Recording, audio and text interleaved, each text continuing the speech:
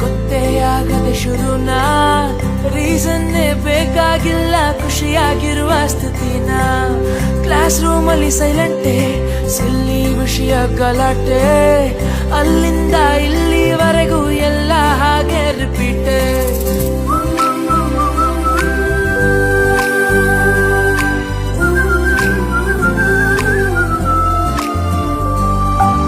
ಸ್ನೇಹನೇ ಆಗೇನಾ ಸವಿ ಸವಿ ನೆನಪಿನ ನಗುನ ನೆನೆಯುತ್ತ ಹೋದಷ್ಟು ಮನಗಳ ಬೆಸೆಯುವ ಸೆರೆನ ಸ್ನೇಹನೇ ಹೀಗೇನಾ ಹೊಸತನ ಬೆಸೆಯುವ ಮಚಾನ ಒಂದೊಂದು ಕ್ಷಣನೂ ಅಚ್ಚರಿ ಮೂಡಿಸೋ ಸ್ಥಿತಿನ